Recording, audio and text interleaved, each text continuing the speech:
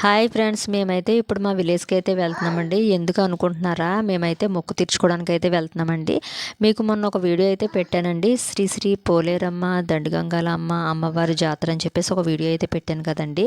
జాతర అయిపోయిన తర్వాత అమ్మవారికి అయితే మొక్కులు అయితే తీర్చుకుంటారండి గుడి దగ్గరికి వెళ్ళి. ఇప్పుడు నేను కూడా మా ఫ్యామిలీతో పాటు ఇప్పుడు వెళ్తున్నాము. ఇదిగోండి అరటిపళ్ళు గెల అయితే తీసుకున్నామండి. మేమైతే మొక్కుకున్నాం అనమాట. అందుకని మొక్కు తీర్చుకోవడానికి అయితే వెళ్తున్నాము. మేము వెళ్ళేటప్పటికే అందరూ కూడా గుడి దగ్గరికి అయితే వచ్చేసారండి. మామూలుగా అయితే గరగలు ఊరంతా తిరిగిన తర్వాత గుడి దగ్గరికి అయితే వస్తాయి. మేము వెళ్ళినప్పటికైతే ఇంకా మొత్తం అయిపోయింది, గరగలు ఊరంతా తిరగడం అయిపోయింది, ఇంకా గుళ్ళో పెట్టడం అయితే అయిపోయింది. ఇంకా గుడి చుట్టూతో మేము ప్రదక్షిణలు అయితే చేసేసామండి. ఇంకా అమ్మవారు ఇంకా గుళ్ళోకి అయితే వెళ్ళిన తర్వాత ఇంకా గుళ్ళోకి వెళ్దామని చూస్తున్నాం అనమాట.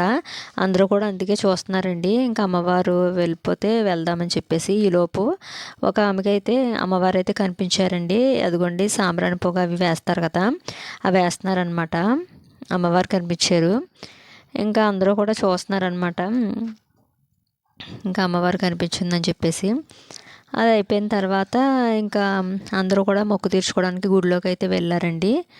ఇదిగోండి ఇంకా మేము తీసుకెళ్ళిన అరటిపళ్ళు గెల అయితే ఇచ్చామండి.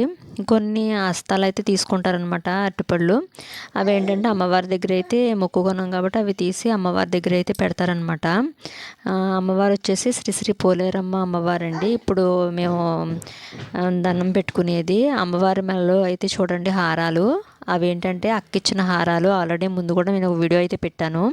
నెక్స్ట్ దండగంగలమ్మ అమ్మవారండి. ఈ అమ్మవారికి కూడా ఇంకా అరటిపళ్ళు గెలట్టుకుని వచ్చి ఈ అమ్మవారికి కూడా ఇంకా కొన్ని పళ్ళు అయితే అమ్మవారికి అయితే ఇవ్వడం అయితే జరిగిందండి.